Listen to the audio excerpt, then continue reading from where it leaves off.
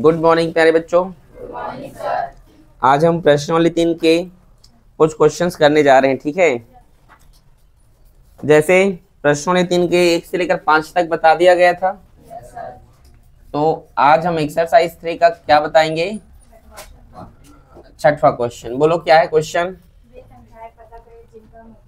वे संख्याएं पता करें जिनका मध्यानुपाती 24 और तृतीयानुपाती 192 है। बड़े ध्यान से देखना, माना वह संख्या x और y है, x और y है।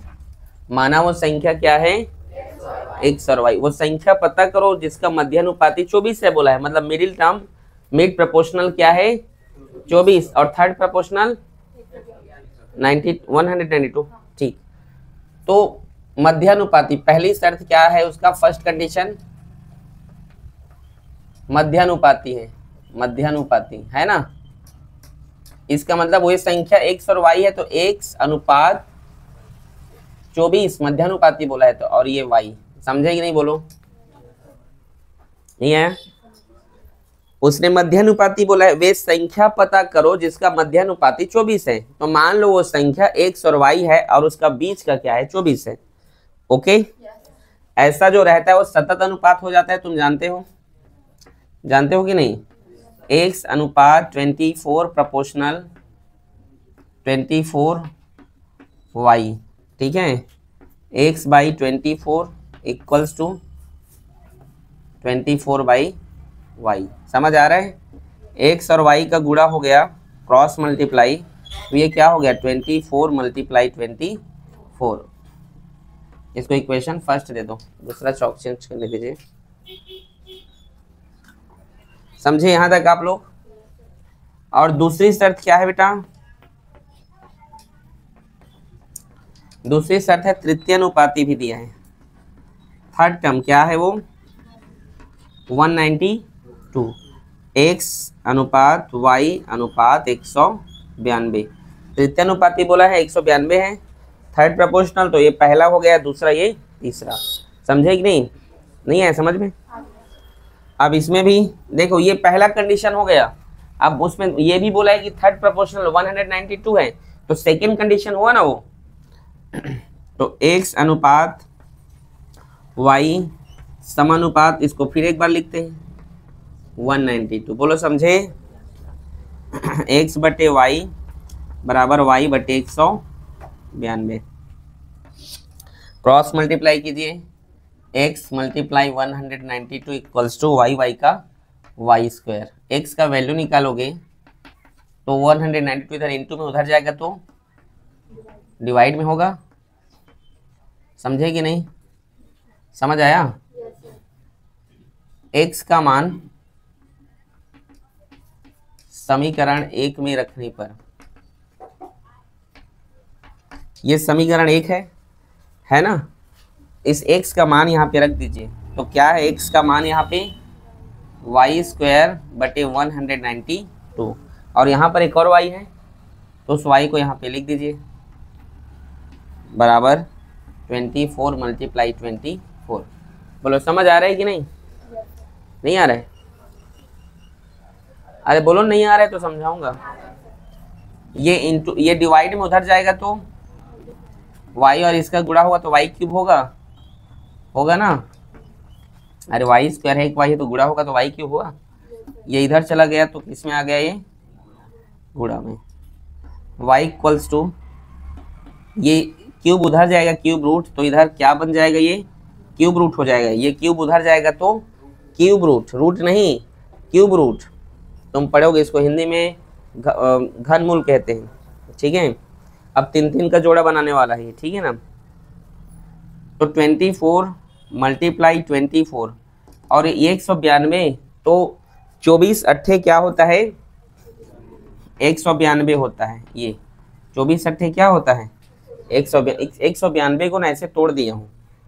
देखो 24 का 24, 24 का 24 और 192 को अगर आप तोड़ोगे, 24 का पहाड़ा पढ़ोगे तो 24 अट्ठे क्या होता है 192 होता है। समझे कि नहीं।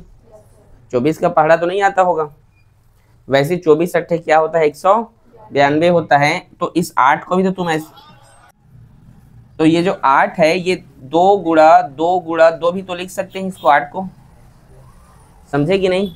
और लाइन बढ़ता उससे अच्छा, देखो 192 का, देखो 24 अट्ठे 192 होता है ना, तो 24 का 24 लिख दिया, और जो 8 आया उसको 2 कर दिया, 2 दूने 4 दूने 8, 24 192, समझे कि नहीं।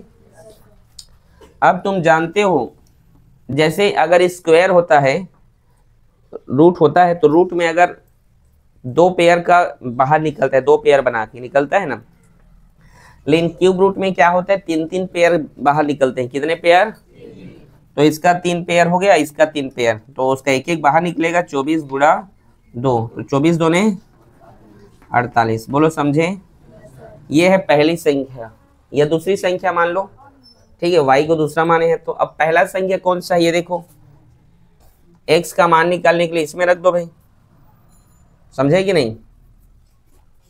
इसको समीकरण 2 मान लीजिए, y का मान समीकरण 2 में रखने पर, अब देखो इसमें रखोगे तो x बराबर y का मान कितना आया है 48, और स्क्वायर है तो एक बार और लिख दो, समझे कि नहीं, और नीचे में 192, समझे कि नहीं, नहीं समझे। देखो y का मान, x का हमें मान चाहिए, y का निकल गया, तो y का मान जो है समीकरण 2 में रखने पर, ये समीकरण 2 है, तो y का मान क्या है 48, तो 48 स्क्वायर लगा है तो एक बार और 48 लिख दो, ठीक है, समझ आया। और नीचे में 192 है तो 192, अब भाग करो, 2 दूने 2 चौक 2 निया 18, और 2 छक्का 12, 24 से कम, और 24 दूने 48, 24 दिया 72, 24 चौक 96 होता है ना, तो ये 4 आ गया, समझे कि नहीं। 4 एक कम 4 दूने 12, x का मान क्या आ गया 12, समझे कि नहीं, x का मान क्या आ गया 12, तो x का मान 12 है, मतलब एक संख्या 12 है और एक संख्या क्या है 48, समझे कि नहीं। ये इसका आंसर, ठीक है, नोट करो।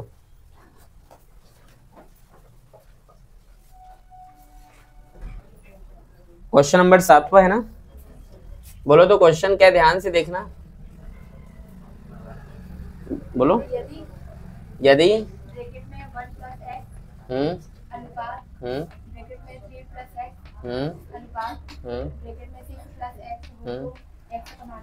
हो तो x का मान ज्ञात करो। देखो ये ऐसे क्वेश्चंस एग्जाम में पूछे जाते हैं 3 नंबर के, तो अगर ऐसे क्वेश्चंस अगर आएंगे तो तुम्हें बनाना पड़ेगा, ठीक है। तो देखो हल करते हैं, 1 + x अनुपात 3 + x और अनुपात 6 + x दिया है ना। अब मान लो यहाँ पे तुम जानते हो 3 ही टर्म है यहाँ पर, पहला दूसरा और तीसरा है ना, तो बीच वाले का क्या होता है डबल, नहीं 2 बार लिखते हैं, डबल बोलोगे तो फिर 2 का गुणा हो जाएगा, 2 बार लिखते हैं उसको, समझे कि नहीं। 1 + x अनुपात 3 + x समानुपात, और इसको कौन सा अनुपात कहते हैं, इस प्रकार को सतत अनुपात, और ये 6 है ना बेटा, 6 + x। तो आगे देखिए 1 + x बटे 3 + x बराबर 3 + x बटे 6 + x, समझे कि नहीं।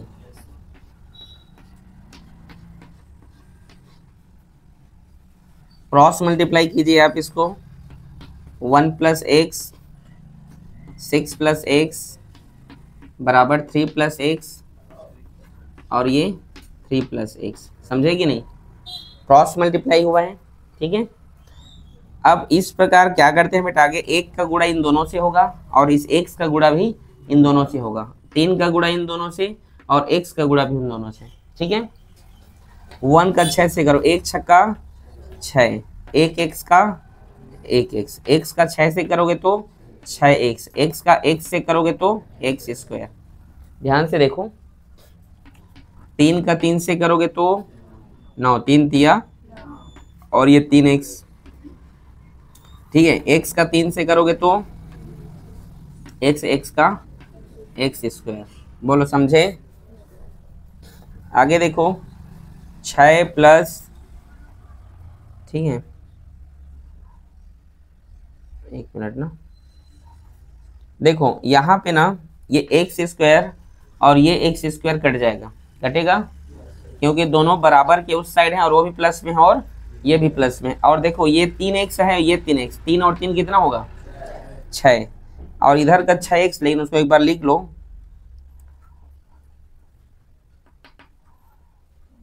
एक मिनट रुकिए ना,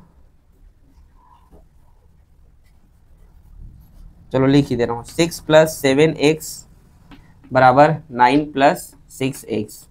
समझे कि नहीं यहाँ तक? ये 6 उधर गया तो -6, ये 7x है और वो 9, सॉरी वो 6x इधर आया तो -6x। समझे कि नहीं? बराबर 9 और ये 6 इधर आया तो -6। समझे? मैं यहाँ पर क्या करने वाला था, 3 और 3 को कटा देता, इस मतलब 3 को 6 बोल के इस 6 से कटा देता, लेकिन कई बार बच्चे इस चीज़ को समझ नहीं पाते, इसीलिए एक लाइन और लिख दिया मैं। 7 में 6 घटाओगे तो x, 9 में 6 घटाओगे तो 3, x का मान क्या है 3 है। ऐसे क्वेश्चंस पेपर में आते ही हैं। समझ में आया बेटा? कहाँ पे नहीं आया बोलो, बोलो ना। नहीं समझ आया क्या? कहीं पे नहीं आया तो आप लोग पूछ सकते हैं मेरे से, मैं बताऊंगा आप लोगों को, ठीक है? ओके, सब ठीक है ना?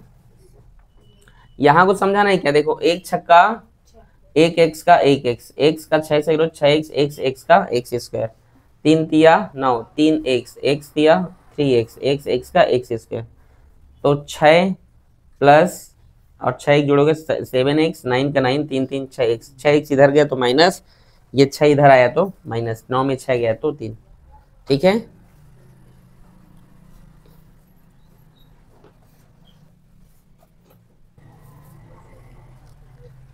क्वेश्चन नंबर 8, बोलो बेटा क्या क्वेश्चन है? दो संख्या 3:5 के अनुपात में है, यदि प्रत्येक में से 9 घटाया जाए तो वे 12:23। दो संख्या 3:5 के अनुपात में है। देखो क्वेश्चन देखो, यदि प्रत्येक में से 9 घटाया जाए तो वे 12:23 के अनुपात में हो जाता है। पहली संख्या बताना है।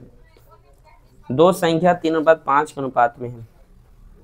देखो दिया है, क्या दिया है? दो संख्या क्या है? 3:5 के अनुपात में है, ठीक है? तो इसमें एक संख्या को हम मतलब दोनों संख्या में एक को, पहली संख्या इसमें क्या है 3 है तो 3x मान लेते हैं उसको। क्या मान लेते हैं? 3x। अनुपात में है तो उसको जो है अगर हम बदलें तो इस प्रकार से हम उसको बदलेंगे, ठीक है? और इसको हम क्या कर सकते हैं, इसको 5x लिख लें। दूसरी संख्या क्या हो जाएगा 5x, लिखा वही 6, वो कुछ उसमें चेंजेबल नहीं है। यहाँ भी x है, मान लो अगर 3x बटे 5x करोगे तो x कट भी जाएगा, तो 3:5 ही हुआ ना। समझे कि नहीं बात को? तो पहली संख्या 3x, दूसरी संख्या 5x, और उसमें 9 घटाया जाए बोला है, 9 घटाया जाए बोला है ना? क्या बोला है? प्रत्येक में से 9 घटाया जाए। 9 घटाने पर प्रत्येक में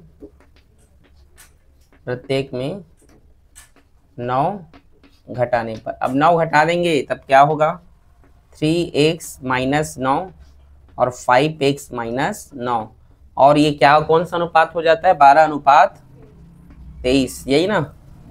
ये देखो समझे कि नहीं? देखो दो संख्या 3:5 है, पहली संख्या 3x है, दूसरी संख्या 5x है।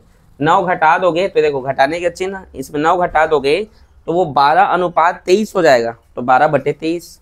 समझ आया? हाँ, अब क्रॉस मल्टीप्लाई करो, 23 का गुणा होगा 3x माइनस 9 से, 12 का गुणा होगा 5x माइनस 9 से। समझे कि नहीं? 23 तिया कितना होता है बोलिए? 69, 3 तिया 9 और 3 दूनी 6, ठीक है? और 23 निया बोलो, सॉरी 9 तिया 27 ना, ठीक है, और 9 दूनी 18, 19 1 20, 207, समझे कि नहीं? 12 पंच 6 और 12 निया 108। बोलो समझ आ रहा है? सिर्फ गुणा भाग है और कुछ नहीं है। 23 तिया 69, 23 निया 207, 12 पंच 60, 12 निया 108, ठीक है। 69 एक्स सेम वेरिएबल को एक साथ 60 इधर आया तो माइनस 60 एक्स माइनस 108, ये प्लस माइनस 207 इधर गया तो प्लस 207, 69 में 60 घटाओ 9 एक्स, ठीक है। अब यहाँ 8 में 7 माइनस प्लस माइनस, तो अब घटाइए, चलिए 207 में 108 घटाओ 99, कितना हो गया? 99। अब x का मान निकालेंगे 99, और ये 9 गुणा में इधर गया तो भाग में, 9 एक काम 9। यहाँ पर एक देखो, यहाँ पर x का मान 11 आया है, ये पहला या दूसरा संख्या नहीं है, मैंने दो संख्या 3:5 के अनुपात पे है, और यहाँ पे एक अनुपातिक नियतांक या चिन्ह लेते हैं x, अनुपातिक नियतांक मान लीजिए x है, क्या है वो? x है। तो यहाँ पर पहली संख्या निकालना है हमको, कौन सी संख्या? पहली संख्या, तो क्या है? 3 है, और ये x का वैल्यू 11, 11 तिया 33। दूसरी संख्या 55 हो जाएगा। आंसर क्या दिया है? 27। क्या बोल रहे हो? कितना दिया दिखाओ?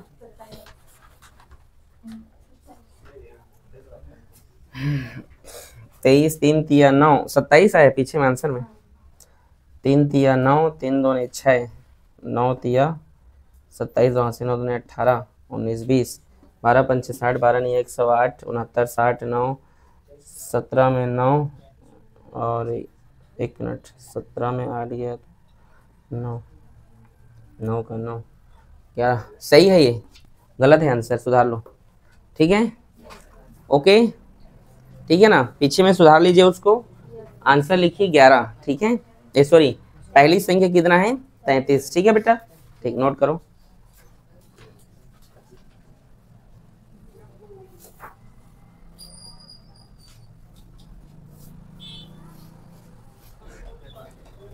क्वेश्चन नंबर 9, किसी काम को 45 मजदूर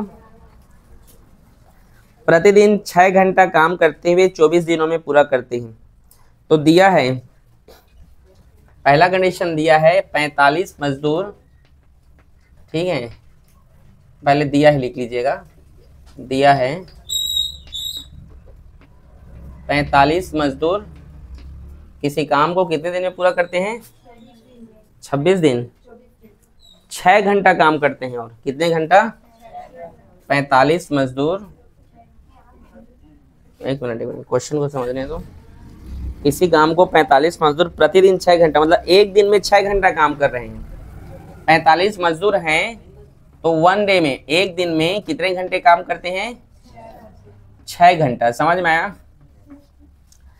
अब देखो और क्या बोल रहा है, और कितना दिन है?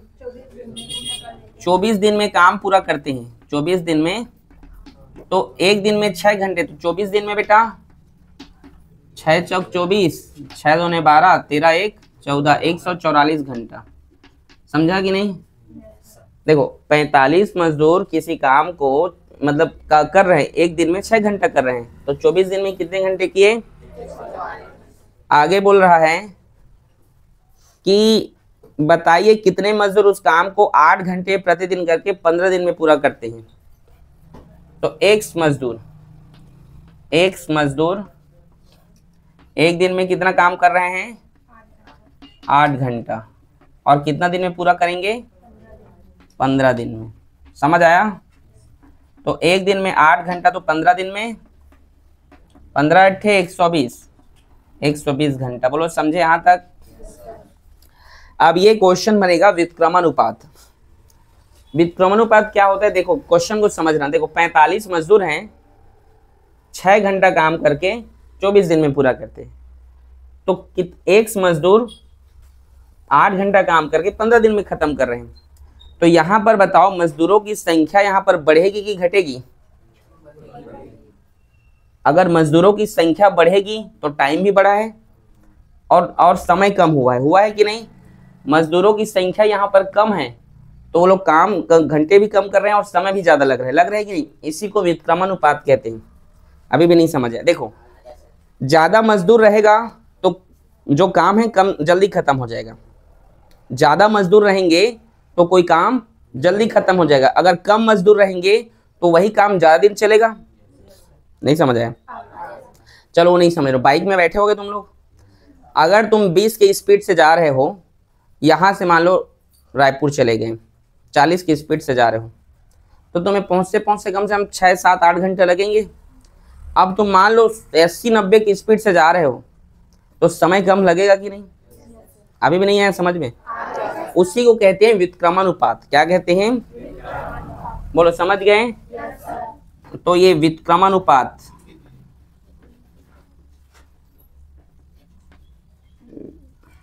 व्युत्क्रमानुपात, तो व्युत्क्रमानुपात, तो यहाँ पर मजदूर की संख्या लिखते हैं, मजदूर अनुपात, मजदूर समानुपात समय या घंटे लिख लीजिए, ठीक है, समय लिख दीजिए, अनुपात समय। मजदूर कितने थे? 45। उसके बाद कितने मजदूर हुए? x। अब व्युत्क्रमानुपात में हमेशा इसका जो आंसर होना चाहिए ना एक दूसरे का, वो बराबर के उस साइड बटे में होना चाहिए, वही व्युत्क्रमानुपात है, याद रखना।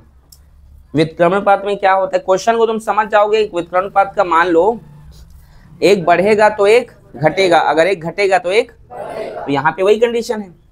मजदूर अगर कम है तो समय ज्यादा लग रहा है, 45 मजदूर हैं 24 दिन लग रहे हैं, एक मजदूर है मतलब मजदूर की संख्या हमें पता नहीं है लेकिन 15 दिन में खत्म हो जा रहा है। समझ आया कि नहीं? अगर कम मजदूर हैं तो ज्यादा दिन लग रहा है और यहाँ पर 15 दिन है मतलब ज्यादा मजदूर होंगे कि नहीं? समझ आ रहा है बात? और व्युत्क्रमानुपात में हमेशा इसका जो आंसर होना चाहिए बराबर के उस साइड बटे में होना चाहिए, तो वैसा तुम्हें अरेंज करना पड़ता है। तो क्या करना, अगर ये x है तो x का घंटा कितना है? 120। अनुपात समय कितना है इसका? क्या है? 144। ठीक है, समझे कि नहीं? आया बात समझ में?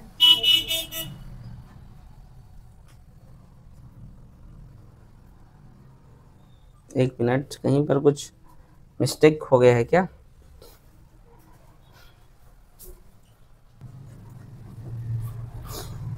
देखो, आप मजदूर जो है पहले 45 था, फिर x मजदूर हो गए, फिर x मजदूर कितने दिन में पूरा कर रहे हैं? 120।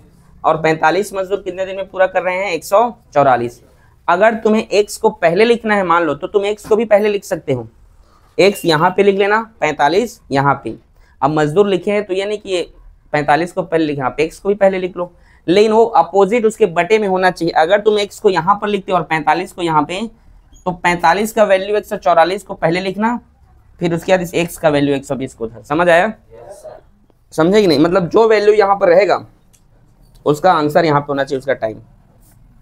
ठीक है, 45 बटे x बराबर 120 बटे 144। देखो 45 मजदूर 144 घंटे में काम कर रहे हैं, तो बराबर कुछ साइड बटे में है कि नहीं?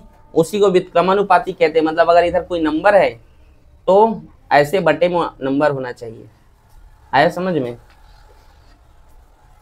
मान लो अगर ये x है तो x का मान व्युत्क्रमानुपाती वही जो इधर आके उसका कोई वैल्यू यहाँ पे हो। समझे कि नहीं? उसी को नहीं समझ आ रहा है उसको चलो छोड़ो, यहाँ आया, यहाँ तक नहीं है। मजदूर 45 तो 45 x तो x मजदूर, समय 120 घंटा और यहाँ पर 144। ठीक, क्रॉस मल्टीप्लाई कर देते हैं, 45 गुणा 144 और ये 120। 45 गुणा 144 बराबर x, वो गुणा में इधर गया तो 5 निया और 5 दूने 10, 5 चौक 20, 3 तिया 9, 3 अट्ठे 24, 8 एकम 8 एकम 6 बचा, 8 अट्ठे 64, 18 तिया 54 होता है ना। ठीक है, ये इसका आंसर 54 मजदूर। अतः 54 मजदूर 8 घंटा काम करके 15 दिन में खत्म कर सकते हैं। ठीक है,